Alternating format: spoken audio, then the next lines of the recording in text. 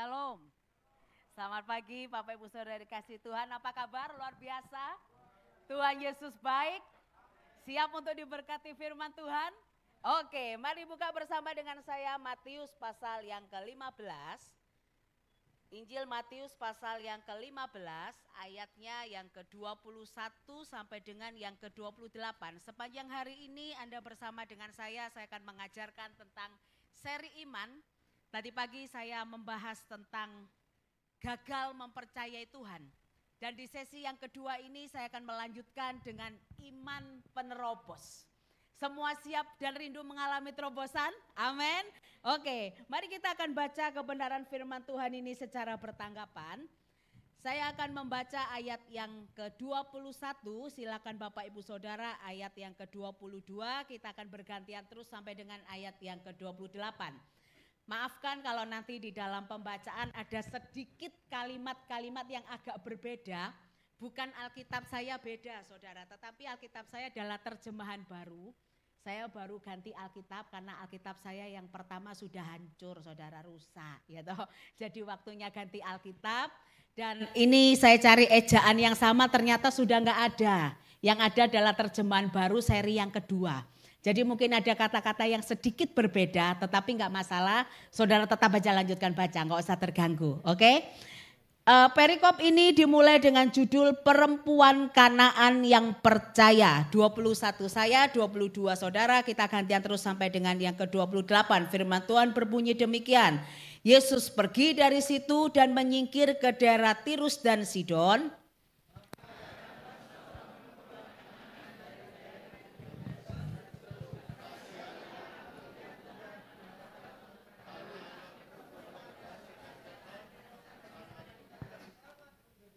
Namun Yesus sama sekali tidak menjawabnya. Murid-muridnya datang dan meminta kepadanya, suruhlah ia pergi karena ia berteriak-teriak dan mengikuti kita.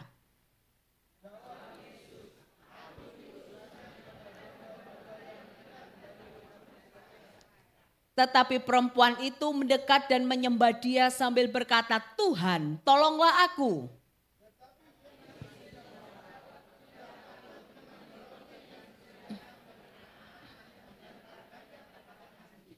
Kata perempuan itu, benar Tuhan, namun anjing juga makan remah-remah yang jatuh dari meja tuannya.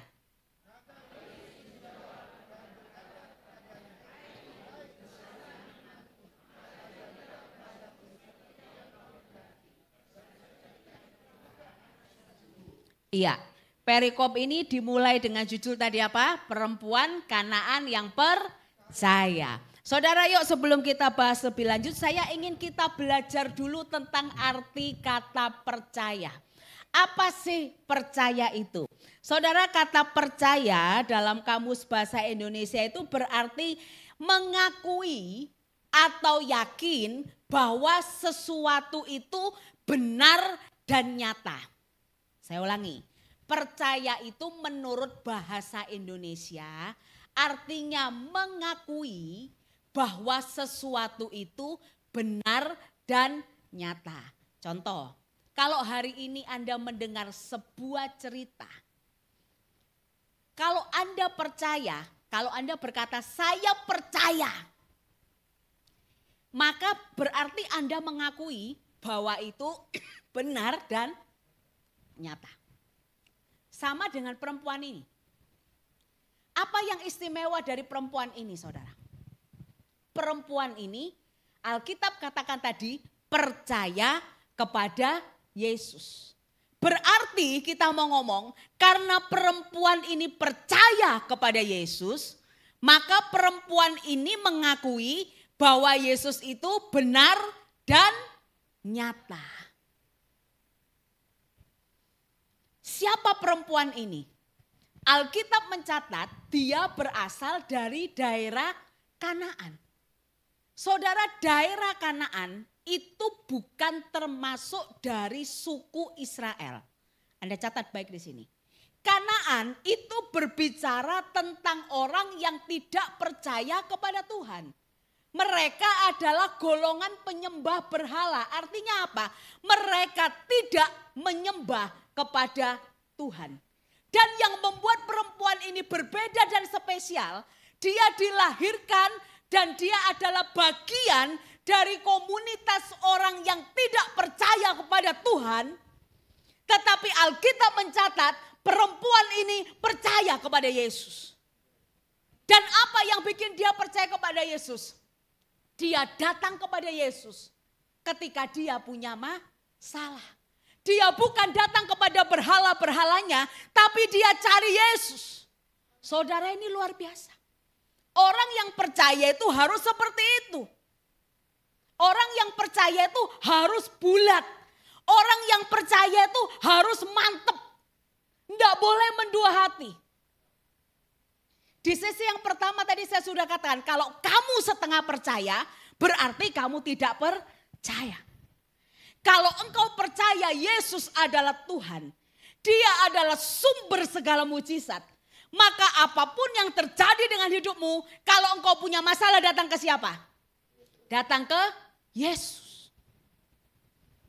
Saya ini punya anak rohani yang rada antik, saudara. Antiknya tuh gini, agama Katolik, tapi hobinya cari pendeta Kristen. Salah satunya saya. Saudara tahu kerjaan saya apa kalau dipanggil sama dia? Doain dia. Setelah itu disuruh bernubuat. Agama tertulis apa? Katolik. Doyannya cari pendeta Kristen.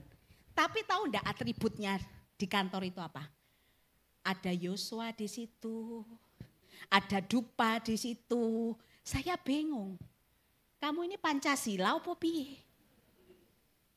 Jadi kalau ditanya itu ya dia menjawab ya sesuai kebutuhan, Bu. Gitu. Kalau perlu gini ya datang ke sini, kalau datang gini ya datang ke sini. Satu kali saya marah sama dia.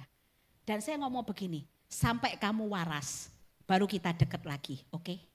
Nek selama kamu enggak waras, saya juga melok bingung. Saya doakan kamu setengah mati dalam nama Yesus, tapi kemudian kamu datang ke Allah yang lain. Setelah itu di situ ada pemujaan yang lain. Ya yang kamu percaya ini yang mana? Nah, banyak anak Tuhan itu modelnya begitu. Kalau hari Minggu KTP-nya itu Kristen, saudara. Ditanya KTP-mu apa? Kristen. Agamamu apa? Kristen. Ibadahmu di mana? Gereja. Berarti anak Tuhan. Tapi begitu usia sudah mendekati 40 tahun, belum mendapatkan tulang rusuk. Ayo nang kelenteng guami ayo. Iso tah? Bek-beke, mulai bimbang dan ragu. Lu lah bingung toh saudara. Mari gitu melok-melokan. Oh katanya di situ tuh ada suhu sakti loh. Kamu mesti koyok gini, oh mandi air kembang 7 rupa di dalam 7 sumber yang berbeda. Goblok itu saudara. Kademen masuk angin kalau saya. Ngapain mau kayak gitu? Sekali Yesus ya tetap Yesus. Tapi ada banyak orang ini lebih parah dari perempuan ini. Perempuan ini lahir dari kelompok penyembah berasal, dia cari Yesus. Nah kita ini anaknya Yesus, cari yang lain. Nah kalau model yang seperti ini, bagaimana dalam hidup kita mau mengalami terobosan? Padahal iman itu seharusnya membawa sebuah dampak yang luar biasa dalam hidup kita. Nah saudara, perempuan ini dia dengan berani mendatangi Yesus. Tetapi persoalannya, apakah ketika dia cari Yesus, dia tidak menghadapi tantangan? Saudara, pagi hari ini saya akan bagikan dengan saudara 2 rahasia. Bagaimana perempuan ini bisa punya iman yang menerobos. Yang pertama, saudara perhatikan setidaknya ada 3 kendala perempuan ini dalam mencari Yesus. Kendala yang pertama, mari perhatikan di dalam ayat yang ke-23a. Ayat 23a ini begini, di ayat 22 perempuan ini datang kepada Yesus. Dan dia minta tolong kepada Yesus, kenapa? Karena anak perempuannya kerasukan setan. Dan saudara lihat bagaimana respon Yesus. Respon Yesus di ayat yang ke-23 ini enggak ngenak no hati saudara. Enggak ngenak no hatinya gimana? Alkitab ngomong begini, namun Yesus sama sekali tidak menjawabnya. Kita ini sering jahat sama pendeta. Alkitab aja ngasih tahu, Yesus itu nek mau jawab ya jawab, enggak mau jawab ya enggak mau jawab. Tapi Anda suka maksa pendeta menjawab. Dan saya sebagai pendeta protes. Saya pernah dikomplain saudara, saya ini punya jemaat ini lucu-lucu. Ada satu AI, sakit encok lapor, sakit gigi lapor, mencret lapor, sembarang lapor. Ya toh? Jadi kalau mau tak ladeni ya saudara, bisa 24 jam saya harus membalasi WA-nya. Ya toh.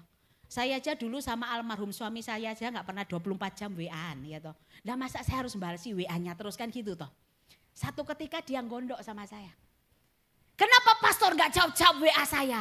Lah tak jawab lah AI tiap hari laporannya begini teng. Saya kalau suruh jawab terus lah saya gak bisa kerja lah. Komplain saudara. Bukankah banyak jemaat seperti itu? Kalau Pastor Vivi lagi repot, lupa jawab WA, dijawab apa? Oh memandang muka. Nek sing soge cepet bales sih. Gara-gara aku sepeda motoran suwe padalan enggak lo, temenan repot lo. Anda dosa lo saudara. Tante Vivi. Pastor Vivi ini punya anak masih kecil-kecil loh. Ngurusin anak kecil itu repot. Nah saudara caper podo ambek babine piye? Nanti Pastor lupa juga lagi repot lagi nyetir. Waduh telepon gak diangkat. Saudara tahu enggak dendanya ngangkat telepon ketika nyetir? Ngopek jing. Mbok yo sabar. Gara-gara telat nanti apa? Pastor Isa ini membeda-bedakan repot toh. Saudara suka jahat loh sama jemaat, sama pendeta. Padahal Alkitab nyatet. Ada orang minta tolong, urgent enggak? Urgent. Emergency enggak? Emergency. Mendesak enggak? Mendesak. Wong anake kerasukan setan kok gak mendesak ya apa sih saudara? Saudara pernah nonton film Kesurupan? Nonton wis. Lihat wis, orang kesurupan itu kayak apa? Serem saudara, enggak bisa ditunda. Tapi lapor ke Yesus. Yesus enggak mau jawab. Dia Tuhan. Dia menunjukkan otoritasnya. Aku mau jawab siapa yang aku mau jawab. Aku juga bisa enggak jawab siapa yang aku mau enggak jawab. Dan ini adalah kendala pertama yang dihadapi wanita ini. Dia tidak mau menjawab. Kendala kedua. Lihatan kalimat selanjutnya. Wes dicueki sama Yesus, ya toh?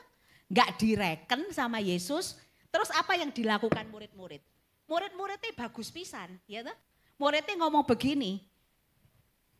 Suruhlah ia pergi karena ia berteriak-teriak dan mengikuti kita. Wes gak direken diusir pisan. Murid-muridnya gak kalah juaji saudara ya toh. Jadi karena gurunya lagi aksi mogok ngomong. Nah muridnya melok juaji. Diusir pisan ketepaan wis kesel iki. Pelayanan kesel kon mulai suruh pulang. Itu kendala kedua. Kendala yang ketiga. Ini lebih menyakitkan hati. Lihat ketika perempuan itu diusir. Gak direken. Terus Yesus ngomong lagi begini. Aku diutus hanya kepada domba-domba yang hilang dari umat Israel. Terus perempuan itu berhenti enggak? Enggak. Dia masih datang kepada Yesus, dia ngomong begini. Tetapi perempuan itu mendekat dan menyembah dia sambil berkata, Tuhan tolongin aku. Wes gak direken, diusir. Tuhan tolong aku. Tetap ngomong. Dan jawabannya Yesus apa? Tidak patut mengambil roti yang disediakan bagi anak-anak dan melemparkannya kepada anjing. Artinya apa? Dia ditolak. Tapi lihat bagaimana respon wanita itu. Ketika dia dicueki, ketika dia diusir, ketika dia terang-terangan ditolak, bahkan dikatai anjing. Saya percaya tidak ada satupun di antara saudara di tempat ini yang pernah dikatain anjing sama Pastor Vivi dan Pastor Isa. Yang ada angkat tangan.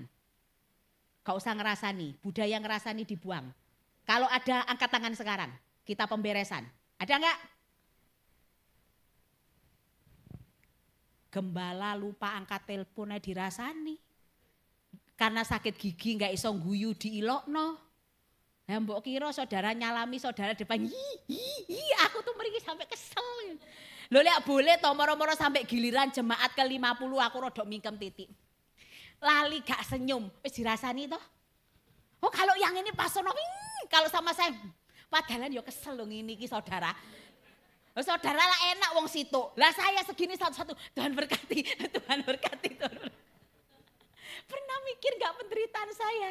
Saudara datang satu session toh, saya 4 session. Tuhan berkati, Tuhan berkati. Lah saya rodok mingkem titik mosok ya salah. Tapi seringkali kita ini gondok. Mari gitu ngomong, gak gerejo-gerejoan, gak pendeto-pendetoan. Nek aku krungu tak jawab sak karepmu. Pindah golek gereja sing sempurna, gak ono. You know, ini dunia, belum surga. Kamu cari pendeta sempurna, ketemu Musa nek surga, pulang dulu. Ya toh, baru sempurna dia. Kalau Musanya Surabaya, pasti gak sempurna. Percaya deh. Kalau mau cari gereja yang sempurna, pindah ke Yerusalem baru. Di situ baru sempurna. Karena siapa yang jadi gembala? Tuhan Yesus. Kalau gembalanya masih kita-kita ini, yo pastilah saudara ada salahnya saudara. Mosok ono pendeta itu sempurna, aku sudah langsung pengangkatan. Kalau Novi ini sempurna enggak punya dosanya, langsung pengangkatan saya. Rapture, kita enggak ketemu lagi. Kenapa? Sempurna, aku jadi Henok toh, langsung diangkat sama Tuhan hilang bos. Karena aku belum sempurna dan hidupku belum selesai, maka kita sih ketemu saudara. Jadi maafkan kalau saya punya kesalahan, oke? Ya balik ke firman. Perempuan ini ditolak, diusir, ya kan? Dicueki, maju. Apa yang buat dia bisa seperti itu? Nomor 1. Hal yang bisa membuat perempuan ini melakukan hal yang begitu spektakuler, cuman 1. Dia rendah hati. Saudara rindu dapat mujizat dari Tuhan. Belajar rendah hati. Amsal mencatat ada 7 dosa yang dibenci Tuhan. Nomor 1 apa? Sombong. Tuhan benci sama orang sombong. Ketika Yesus mengatai dia anjing, bukan Yesus kasar. Memang Yesus ingin menyatakan sebuah kebenaran. Keselamatan itu cuma diberikan kepada bangsa pilihan. Ini otoritas Tuhan. Dan orang Israel itu memandang orang Kanaan itu seperti anjing. Makanya Yesus ngomong, enggak layak dikasih no anjing. Ini punya bangsa pilihan, ini otoritas Tuhan. Tetapi lihat, kerendahan hati itu bisa mengubah keadaan. Kerendahan hati itu bisa mengubah apa yang Tuhan tetapkan itu berubah ketika Tuhan lihat ada kerendahan hati. Bukan Tuhan pelin-pelan, Tuhan itu cari hati. Tuhan bukan cari ritual, Tuhan bukan cari agama, Tuhan bukan cari rutinitas, Tuhan cari hati. Dan Tuhan temukan ada hati yang berbeda di perempuan ini. Tidak banyak dia jumpai di antara orang-orang pilihan yang punya hati seperti perempuan ini. Seringkali kita ini mengaku orang-orang yang beragama, tetapi kita terlalu sombong di dalam banyak hal. Bahkan untuk datang kepada Tuhan pun kita itu sombong. Seringkali kita itu aras-arasan ke gereja. Anda berpikir Anda gak butuh Tuhan. Tuhan juga gak butuh Anda loh. Alkitab ngomong begini. Kalau kamu tidak memuji Tuhan, batu-batu itu saya disuruh memuji Tuhan. Dia pemilik segalanya. Maaf kalau ini agak menyakitkan telinga saudara. Tapi dengar, ibadah yang berkenan di hadapan Tuhan, itu bukan kolektemu yang banyak Pak Bu. Kalau engkau kasih kolekte, lakukan karena cinta. Kalau engkau kasih persembahan ke gereja, lakukan karena cinta, bukan karena mau pamer. Tapi ibadah yang berkenan di hadapan Tuhan, itu hati yang remuk tidak pernah dipandang hina. Perempuan ini orang buangan. Perempuan ini tidak masuk hitungan. Tapi kenapa dia bisa diperhitungkan? Dia punya kerendahan hati yang luar biasa. Saudara di Jakarta, di Jalan Tamrin, itu ada satu gedung yang sangat tinggi Dan ini gedung yang tertinggi di Indonesia. Berapa tingginya? 382, sekian meter. Wow. Dan ini 75 lantai. Saudara, satu ketika teman saya melewati jalan di situ, dia tuh merasa begini, dia orang Jakarta. Dan dia merasa bahwa, iki gedung iki kok gak jadi-jadi ya. Orang Surabaya kan gitu. Iki bangunan mangkrak apa ya? Kok enggak jadi-jadi? Lama sekali. Untuk fondasinya jadi itu aja lama sekali, saudara. Sampai satu ketika dia ketemu dengan seorang teman arsitek dan dia dibilangi, kamu tahu enggak, ini gedung yang luar biasa. Proses pembuatannya itu mulai dari tahun 2013, selesai tahun 2022 untuk membangun satu gedung. Berapa tahun? 9 tahun, sangar ya. Makanya kalau Anda ikut acara bedah rumah jadi dalam 1 hari 1 malam, saya mengkhawatirkan kualitasnya. Jangan-jangan kena angin ribut, rontok saudara. Ya toh? Ini building 9 tahun. Untuk bikin fondasinya basement ke bawah, itu ngecornya lama sekali saudara. Dan arsitek ini ngomong, kamu tahu enggak kenapa seperti itu? Karena dia didesain untuk menjadi gedung yang paling tinggi. Karena dia paling tinggi, maka dia harus ditanam sampai dalam. Betul-betul dalam, sampai kuat, baru bisa naik ke atas. Saudara, kita ini suka dengan Mazmur 1 ayat 3. Ia ditanam di tepi aliran air, menghasilkan buah pada musimnya. Dan apa? Pastor Vivi, apa saja yang diperbuatnya berhasil. Seneng toh sama ayat ini? Ditanam di tepi aliran air, subur, berbuah pada musimnya, multiplikasi, pelipat gandaan, happy. Dan bagian terakhir, apa saja yang diperbuatnya berhasil. Amin. Suka kita. Anda lupa di ayat ini ada kata-kata apa? Ia ditanam. Gedung tadi butuh 9 tahun untuk berdiri. Orang Kristen yang mau berbuah pada musimnya, apa saja yang diperbuatnya berhasil, engkau harus mau ditanam. Ditanam itu di mana? Bawah tanah. Bawah tanah itu bagus apa enggak? Enggak. Di bawah tanah itu gelap. Di bawah tanah itu berantakan. Dan pada waktu kau di bawah tanah, iblis itu suka intimidasi saudara. Kapok kon, mateng kon, wis mati wis, gak ada harapan wis. Ancur wis. Wanle. Gitu. Iblis tuh suka gituin kita ketika kita ada di dalam tanah.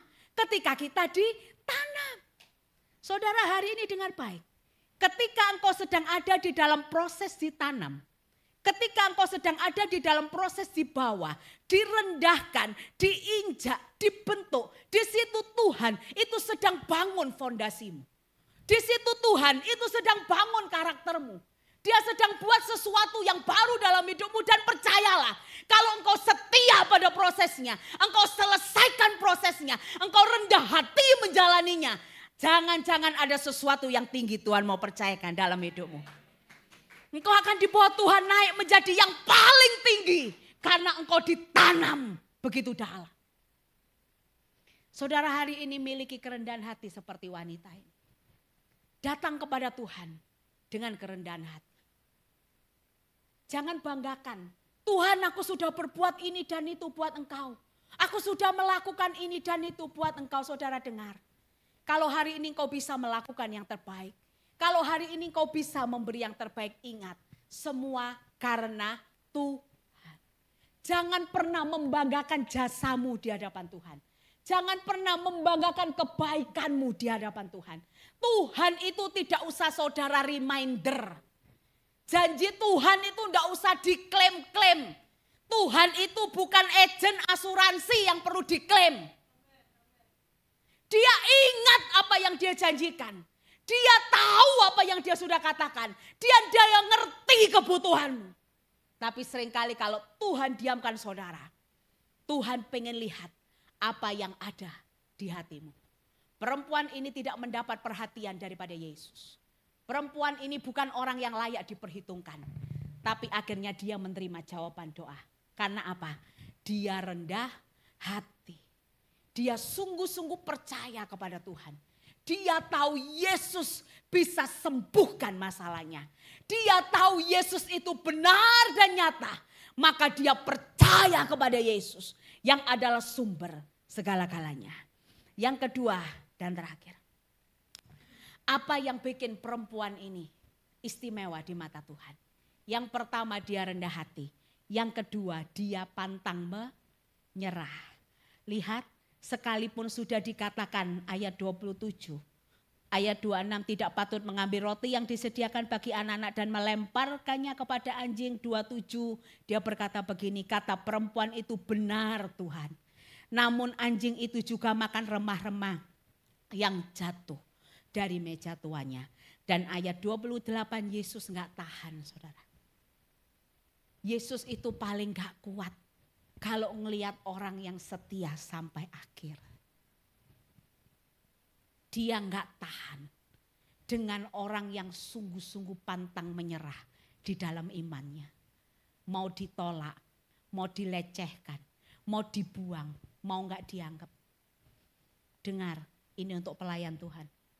Kalau kamu gak siap dilupakan, kamu gak siap melayani Tuhan. Seorang pelayan Tuhan, dia harus siap gak dianggap, gak dihargai, dan dilupakan. Perempuan ini diperlakukan seperti itu. Tapi dia terus datang kepada Yesus. Dia pantang menyerah. Dia terus datang Yesus. Dan hasilnya dia diperhitungkan. Bapak Ibu, bola basket itu harganya berapa sih? Bola basket itu kalau enggak salah, saya enggak suka basket. Cuman iseng-iseng cari informasi. Bola basket itu kalau enggak salah harganya sekitar 300.000 ya. Bener ya? Siapa yang suka basket di sini, yang ngerti basket? Ya, kira-kira begitulah. Harga bola basket itu kalau kita beli harganya 300.000. Tapi tahu enggak saudara, kalau bola basket itu dipegang oleh pemain basket terkenal yang nomor 23, siapa namanya? Michael Jordan. Wah, Pastor Isa ngerti. Michael Jordan. Tahu enggak nilainya? Yang sampai jeng tadi, yang 300.000 tadi itu nilainya kontraknya 33 US dollar. Wow, 33 juta US dollar itu ngedewe wis. Wakeh. Saya itu pernah dititipi saudara dolar 25.000. Dolar 25.000 itu seberapa tebal? Tipis. Amplop kolektor saudara itu sih cukup nampung 25.000. Tapi nek di rupiah no piro dengan kurs hari ini? 400 juta lebih. Rodok gemeternya kali ya saudara ya. Iku baru 25.000. Dititipi, bukan punyaku. Curiga. Cuma dititipi tok, bawa no. Itu sudah rodok gemeter saudara. Bisa bayangin enggak? Kalau dikontrak 33 juta US dollar, itu nilainya berapa saudara? Nek Anda beli no bakso kelem mawar saron saudara, sak Sutaraja iki kelem kabeh. Ya toh? Anda beli no bakso tenggelam saudara, Anda bikin hujan dan banjir sendiri, ya toh? 33 juta US dollar, lihat. Sesuatu itu di tangan orang yang tepat, itu nilainya bisa berubah loh. Betul? Bisa bayangkan enggak kalau hidupmu itu di tangannya Tuhan? Berubah enggak? Berubah loh. Saudara, siapa Michael Jordan? Michael Jordan ini bukan seorang VIP dulunya. Bukan orang yang spesial banget dulunya. Dia orang biasa. Dia bukan siapa-siapa. Dan tahukah Anda, ketika dia SMA, dia itu pernah ditolak, bahkan dikeluarkan dari tim basket sekolahnya. Itu waktu SMA. Tapi apa yang bisa bikin Michael Jordan begitu berhasil? Ketika dia mengerti kekurangannya, ketika dia mengetahui keterbatasannya, ketika dia menyadari keberadaan dirinya, dia tidak menyerah. Yang Michael Jordan lakukan adalah mulai hari itu, ketika dia dikeluarkan dari tim basket sekolahnya, dia berlatih lebih keras. Dia belajar lebih keras. Dia berjuang lebih keras. Dan hari ini jadilah orang yang dulunya dibuang oleh manusia menjadi orang yang diperhitungkan. Dia punya kontrak 33 juta US dollar cuman dengan main basket. Saudara, kalau engkau berjuang di hadapan manusia saja, engkau bisa diperhitungkan. Apalagi kalau engkau perjuangkan hidupmu di hadapan Tuhan. Hari ini masuk tahun 2025 kita nggak tahu apa yang akan terjadi. Saya bersyukur gereja ini mengajari jemaatnya berdoa. Saudara dipersiapkan untuk masuk di tahun yang baru. Saudara sungguh-sungguh datang kepada Tuhan dengan kerendahan hati. Kalau hari ini doamu belum dijawab, kalau hari ini masalahmu belum dibereskan, kalau hari ini sakitmu belum disembuhkan, jangan menyerah. Saudara, Tuhan kita itu Tuhan yang ajaib. Saudara, saya mendengar kesaksian dari seorang yang punya mobil butut di Australia. Saudara, di Australia itu kalau jual barang bekas, apalagi mobil bekas yang susah, itu sulit sekali. Makanya kalau Anda ke luar negeri, ke Australia, konon katanya bahwa di situ tuh akan ada banyak orang tuh meninggalkan mobil-mobil tuanya di Gletakno. Karena di Australia mungkin tidak ada rombeng kayak di Surabaya, ya toh? Di Surabaya ada rombeng, gak payu seiso di kilo. Lah orang Indonesia itu kan kreatif toh, segalanya bisa jadi uang. Di Australia gak iso, gak ono rombeng saudara. Jadi kalau mobil itu sudah terlalu tua, rusak dan mogok, mending di Gletakno.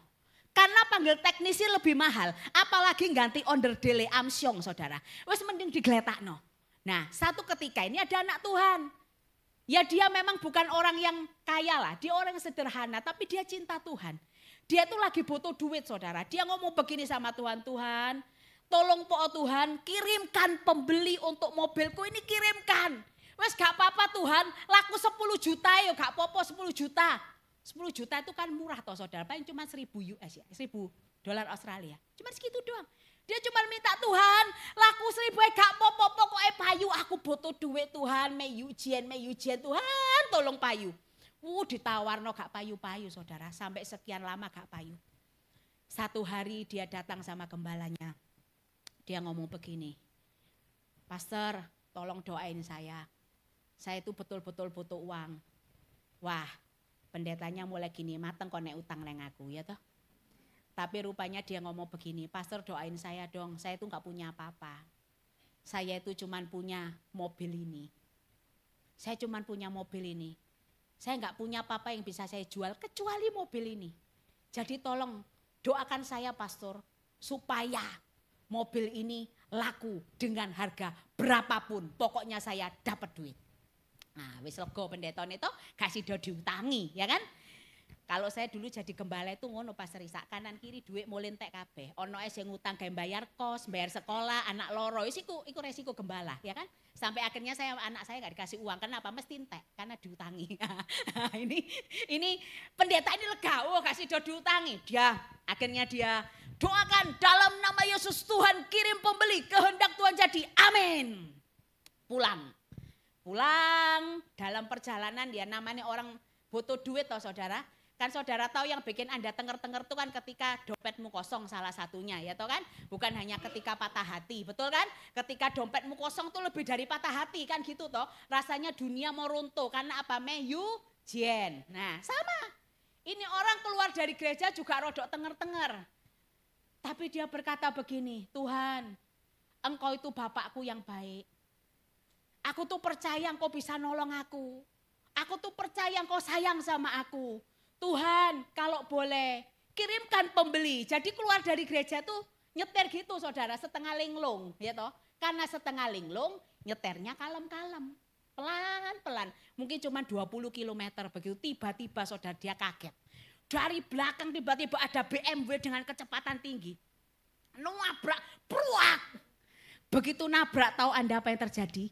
Karena mobil tua sudah siap dirombeng. Pintunya protol dalam sekejap. Jadi protol itu pertama satu tok tempat TDS. Dia kaget pintu protol. Begitu dia turun yang 3 berikutnya protol semua. Saudara tahu karena pintunya protol dia kaget, yang nobruk juga lebih kaget lagi. Tapi karena yang nobruk naik BMW berarti orang kaya. Daripada dituntut urusan dowo, wah dia punya uang 10.000. Bayang no, tuh lihatan 10.000 GPL. Us Pak terima kasih, damai ya. Wis pulang ini buat perbaikan. Wah dia senang saudara. Terus dia dalam hati ini mikir, iki amplop kok rasanya tebel ya. Piro iki? Dibuka saudara, begitu dibuka dia mau geblak. Jumlahnya berapa? $10.000, artinya berapa? 100 juta. Minta sama Tuhan cuman berapa? 10 juta. Dikasih Tuhan berapa? 100 juta. Ini true story. Jalan Tuhan bukan jalanmu. Rancangan Tuhan bukan rancanganmu. Tuhan itu ndak usah mbok atur-atur, mbok setting-setting. Dia ngerti cara nolong saudara. Saudara minta kirim pembeli, Tuhan kirim penabrak. Karena ternyata harga penabrak lebih mahal dari pembeli. Mau ngatur Tuhan. Makanya pantang menyerah dengan Tuhan. Amin. Kalau hari ini belum dijawab, datang lagi sama Tuhan. Besok belum dijawab, datang lagi sama Tuhan. Belum dijawab lagi, lebih keras lagi. Seperti perempuan ini, engkau akan menerima mujizat dan kebaikan Tuhan. Amin. Tutup Alkitabmu, mari kita hampiri Tuhan. Ayo pemusik, naik ke atas. Kita coba nyanyikan lagu kita.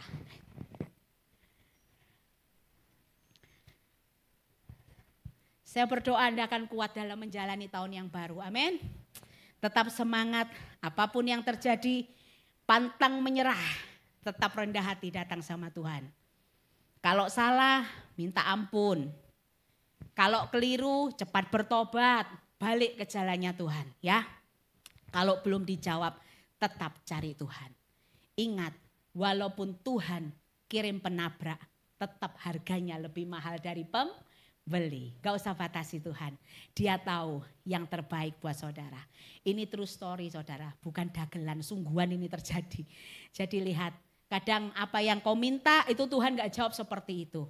Tetapi tetap percaya seperti perempuan ini, dia Bapak yang baik. Dia tidak akan memberikan batu kepada anak yang minta roti. Dia tidak akan pernah berikan ular kepada anak yang minta ikan.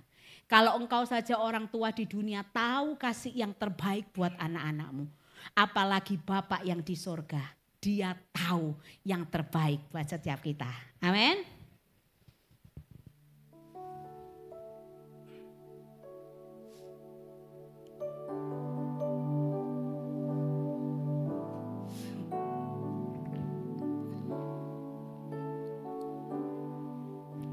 Sesuatu yang pasti yang Tuhan janjikan bukan sekedar janji yang tiada ujungnya. Dengan segenap hati ku tetap berjalan sampai janjimu digenapi dalam hidupku. Sekali lagi katakan sesuatu yang Tuhan janjikan bukan sekedar janji yang tiada ujungnya. Dengan segenap hati ku tetap berjalan sampai janjimu digenapi dalam hidupku.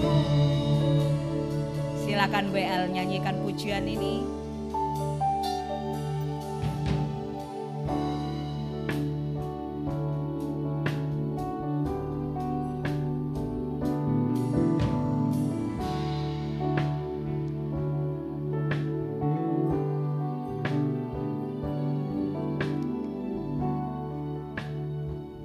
Kita ulangi saja refrennya. Sesuatu yang pasti yang Tuhan janjikan. Mari nyanyikan dengan iman pujian ini.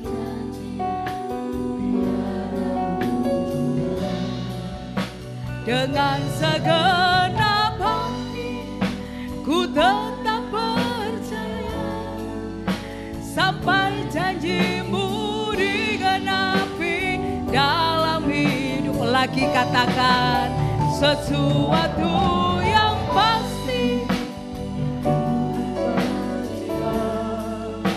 bukan sekedar janji yang tiada ujungnya.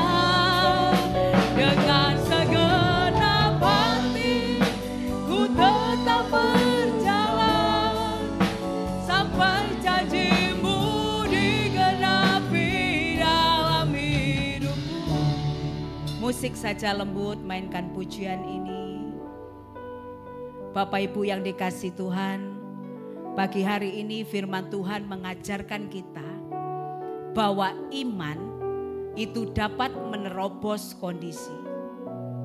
Sekalipun kau lihat di depanmu itu sulit, sekalipun kau lihat di depanmu tidak ada harapan, sekalipun engkau lihat tidak ada jalan, tetapi selama engkau masih punya iman, engkau masih punya pengharapan.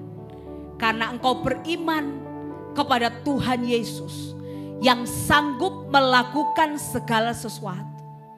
Mari miliki kerendahan hati seperti perempuan ini. Jangan marah dengan Tuhan ketika engkau diproses. Manusia bangga melihat pencapaianmu. Tapi dengar baik, Tuhan bangga lihat prosesmu. Hari ini bagaimana engkau jalani prosesmu, itu akan menentukan seberapa engkau diperhitungkan oleh Tuhan. Saudara, Alkitab ini penuh dengan janji Tuhan. Dan Alkitab tidak pernah dusta. Tuhan Yesus pernah berkata langit dan bumi boleh berlalu, tapi tidak ada satu iota pun dari firman ini yang tidak terjadi. Artinya janji Tuhan itu iya dan amin. Kalau perempuan Kanaan itu tidak punya janji Tuhan, tapi dia cari Tuhan, dia ditolong. Apalagi engkau adalah ahli waris, engkau adalah umat pilihan Tuhan, engkau pemilik janji itu. Hari ini kuatkan hatimu, tetap jalan dengan iman. Hampiri Tuhan, hampiri Tuhan. Sesuatu yang pasti yang Tuhan janjikan, bukan sekedar janji yang tiada ujungnya.